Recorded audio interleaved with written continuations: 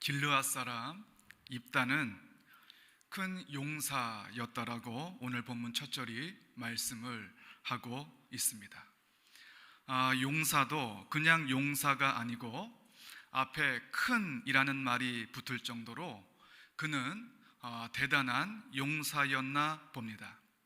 그가 태어날 때부터 용사였는지 아니면 자라난 후 어느 순간 그런 용사의 기질이 발휘되었는지는 그건 알 수 없지만 이 길르앗의 장로들이 입다에게 도움을 전할 정도로 그는 대단한 용사였음에는 틀림이 없습니다.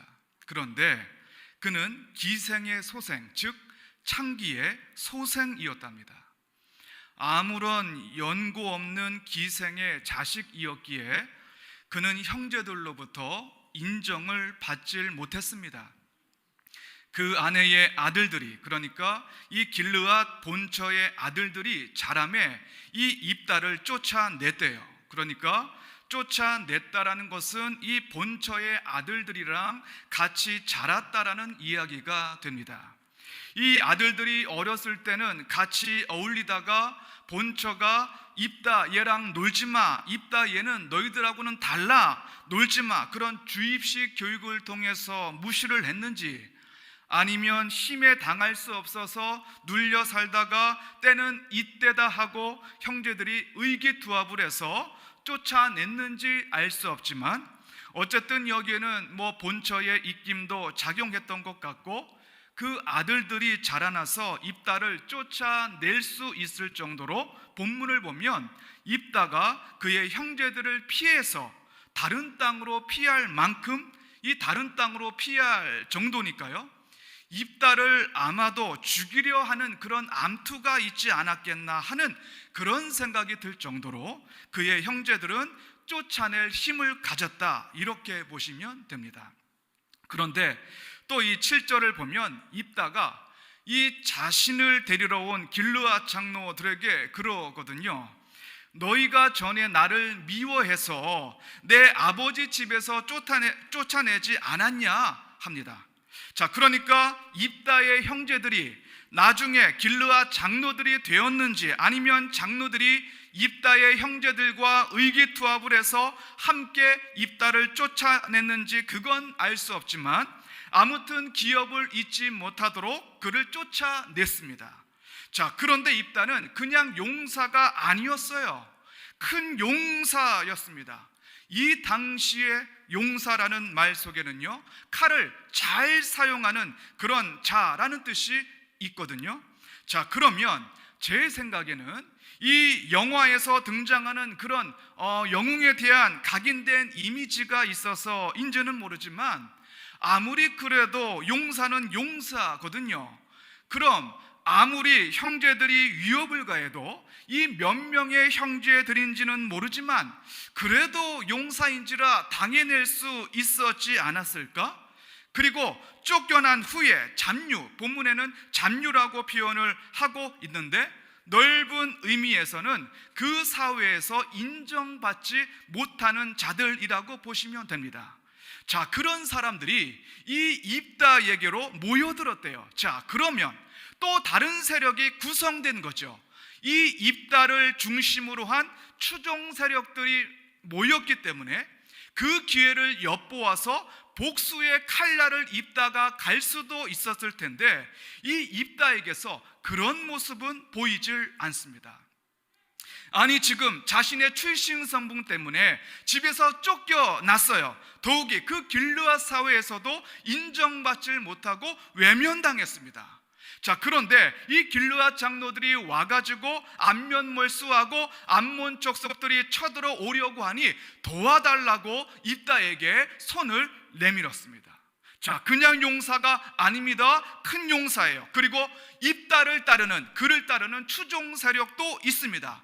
자, 그럼 만일 저 같으면 이 길르앗 너네들이 내게 해준 게 뭐가 있어? 나를 외면했잖아, 나를 쫓아냈잖아, 아쉬우니까 날 찾아와, 꼴도 보기 싫으니 당장 내 눈앞에서 사라져 할 수도 있는 그런 분노와 원망을 내보일 것 같은데 이런 상황에서는 둘 중 하나예요. 스스로 제야에 묻혀서 조용히 살든지 아니면 힘을 키워서 훗날을 도모하든지. 자, 내 아버지 집에서 너희가 쫓아낼 때는 언제고 너희가 환난을 당한다고 이제 와서 내게 도움을 청해? 이 말 속에 서운한 감정이 보이긴 하는데, 이 길르앗 장로들이 처음에 와서 한 말이 우리가 암몬 자손과 싸우려 하니 당신은 와서 우리의 장관이 되라 합니다. 그러니까 군대 지휘관이 되어달란 말이죠.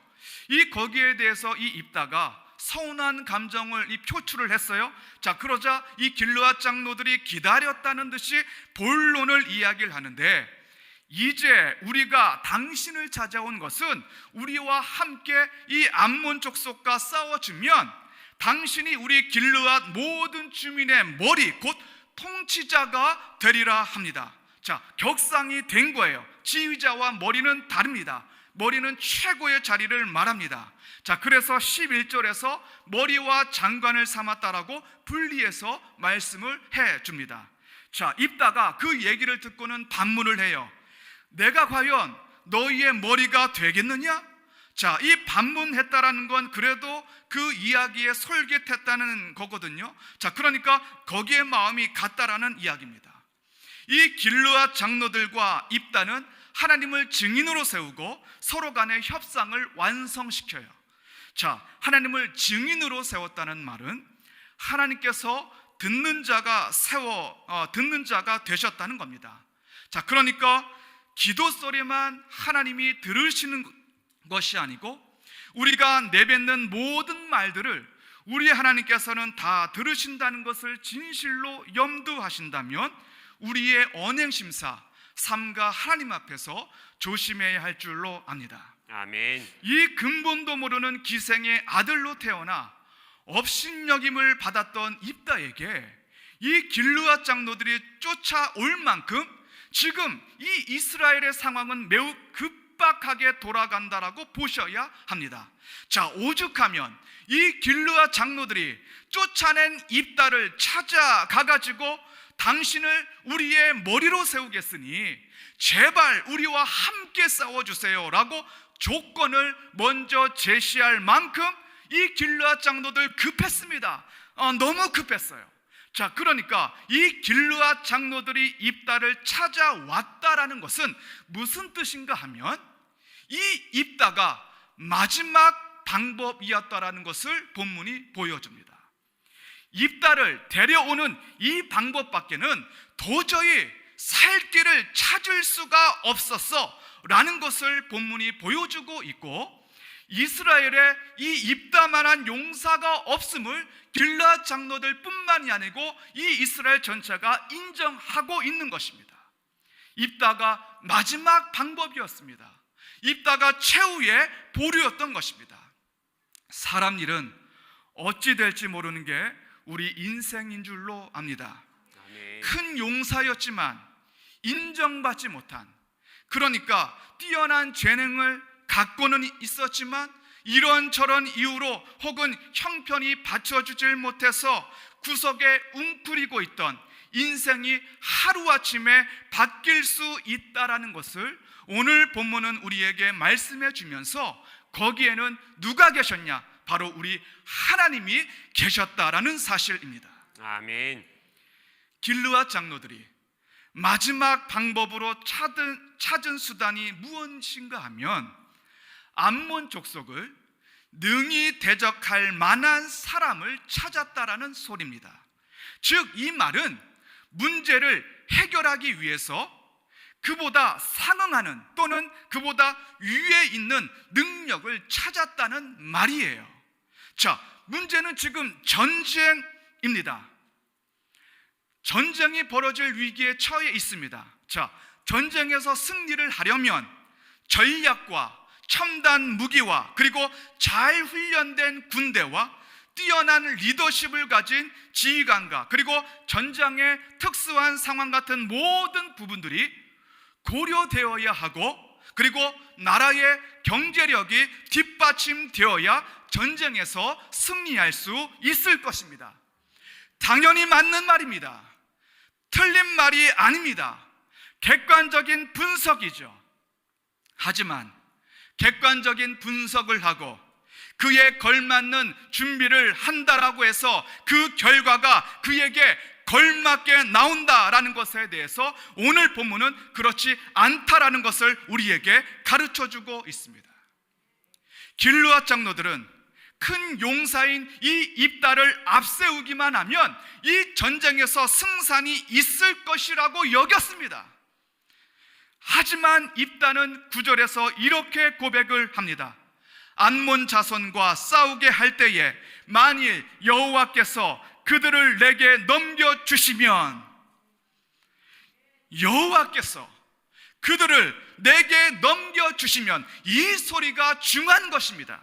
아멘. 만일이라는 말은 싸우는 그때에 라는 말입니다. 그러니까 전쟁의 승패는 누구에게 달려 있다는 것입니까? 입다 자신에게 달려 있다라고 말하는 것입니까? 아닙니다. 대단한 큰 용사의 기질을 갖고 있는 그 입다 본인의 입에서 나오는 소리가 무언가 하면 하나님이 넘겨주셔야 하는 거예요 라는 소리를 하고 있다는 것 자체가 대단한 신앙 고백으로 보셔야 맞습니다. 아멘. 우리는 내 자신을 드러내고 싶은 본성과 더욱이 내게 능함이 있으면 내게 있는 그 능력을 믿고 나의 능함을 믿고 그 누가 알아주지는 않을까 하는 그 마음을 품는 것이 우리 인생임을 볼 때 굳이 여호와께서 넘겨주시면 그렇게 가지 않아도 됩니다. 굳이 여호와께서 넘겨주시면 그렇게 가지 않고 내가 싸워서 이기면 너희의 머리가 되겠느냐? 충분히 그렇게 갈 수도 있는데 입다 그는 11장 구석구석에서 하나님께 모든 것이 달려있다라고 인정하고 있음을 우린 눈여겨보아야 할 줄로 압니다. 아멘. 여기에 믿음이 있습니다. 아멘. 길르앗의 장로들은 그의 출중한 능력을 보았지만 그는 자신의 출중한 능력을 의지하지 않습니다. 여호와께서 그들을 넘겨주시면 이라고 증거하고 더욱이 그는 미스바에서 자기의 말을 다 여호와 앞에 아랠 정도로 그는 하나님을 붙들고 있었다라는 것입니다. 아멘. 그러니까 전쟁의 승패는 개인의 어떤 능력이나 객관적인 전력에 달려있는 것이 아니고 하나님의 손에 달려있다라는 것을 믿는 것이 믿음인 것입니다. 아멘. 우리의 인생도 마찬가지입니다. 세상은 약육강식 같은 사회에서 먹히지 않고 살아남고 성공하기 위해서는 세상이 원하는 조건들을 구비해야 하고 그에 걸맞는 능력을 개발해야 한다고 가르칩니다. 그래서 우리는 거기에 많은 시간을 투자하고 노력을 투자하고 돈을 투자하면서 이런저런 여러 가지 걸맞는 준비를 합니다. 그렇게 하다가 실패를 하게 되면 그 실패의 원인을 어디서 찾게 되는가 하면 길르앗 장로들처럼 입다 같은 용사가 없어서 그런 거야 라는 현실적인 구조적 문제 또는 자신의 부족한 문제 등등의 객관적 원인을 찾습니다. 물론 그런 모든 것들이 맞을 수 있습니다. 그러나 그런 맞을 수 있는 모든 사실 속에 중요한 것은 하나님을 찾아볼 수 없다는 그것이 가장 큰 문제요 원인이라는 것입니다. 아멘. 능력이 없어서 안 됩니다. 조건에 맞지 않아서 안 됩니다. 인맥이 없어서 안 됩니다. 라는 등등의 객관적 실패의 사실들을 쭉 열거합니다. 하지만 그런 모든 말들은 예수를 믿지 않는 불신자들조차도 할 수 있는 말이고 세상 사람들도 모두 찾아낼 수 있는 객관적 분석임을 잊지 마십시오. 아멘. 가장 큰 문제는 믿는 자로서 하나님을 믿는다고 하는 인생 속에 하나님을 찾아볼 수 없는 그것이 가장 큰 문제이고 비극이라는 것입니다. 아멘. 실패하는 것이 비극입니까?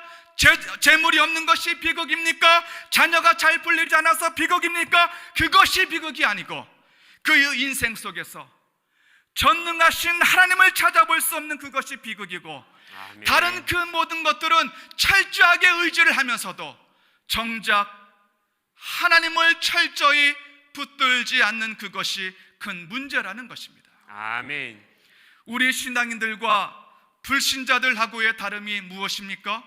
우리 믿는 자들은 하나님으로 시작해서 하나님으로 마치는 존재들입니다. 아멘. 하나님으로 가다가 세상으로 가는 존재들이 아니고, 하나님으로 가다가 사람으로 가는 존재들이 아니고, 하나님께로 올곧게 가야 하는 자들이 바로 우리 신앙인들이라는 소리입니다. 아멘. 입다는 하나님께 다 여호와 앞에 아랜 반면, 길르앗 장로들이 하나님께 아뢰었다라는 말씀은 본문 어디에도 없습니다. 아무리 우리 자신이 잘나고 준비가 다 되었다 한들 하나님의 은혜가 아니면 아무것도 되질 않습니다. 아멘. 이것을 시편 127편은 이렇게 증거해 줍니다.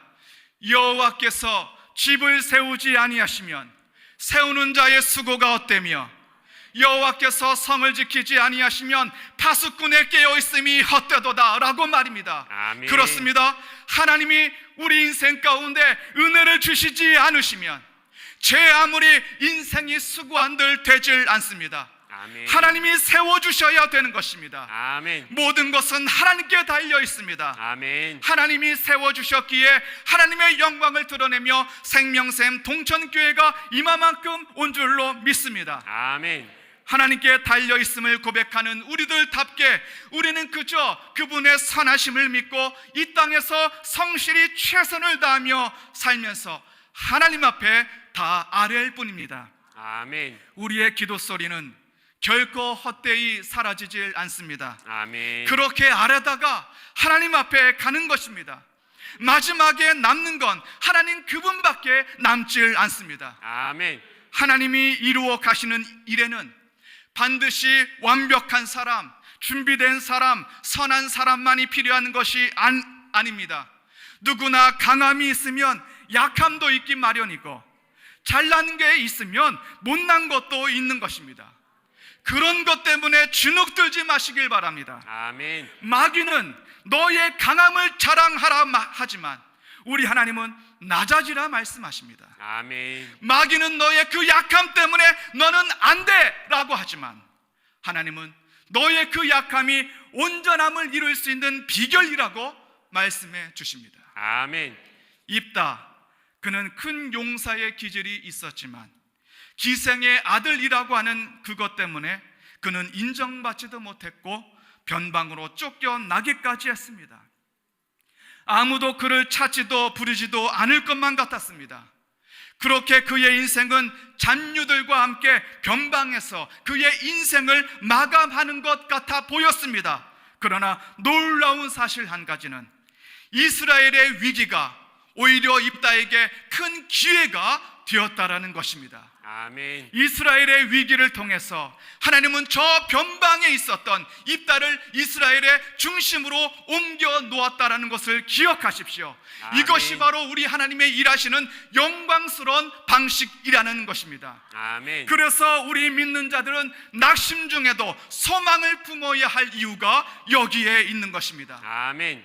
때로는 그분의 가장 선한 일을 이루어 가시고 그분의 영광을 드러내는 데 있어서 우리의 이성이 납득이 가지 않는 가장 부적합한 방식으로 그런 일들을 이루어 가시기도 하시고, 그리고 우리 눈에 부적합해 보이는 자들을 사용하신다는 것을 오늘 본문은 우리에게 가르쳐 주시면서, 입다가 모든 주민의 머리가 되었지만 그 입다를 하나님께서 세우신 것을 기억하시고 오늘도 내일도 하나님 그분의 방식으로 하나님 자신의 영광을 세워가시는 그 하나님께서 진리의 기둥과 터인 교회와 우리 인생의 참된 머리가 되시고 의지할 왕 중의 왕이심을 잊지 않는 생명샘 동천교회 모든 성도님들 되셔서 하나님의 영광이 충만한 교회,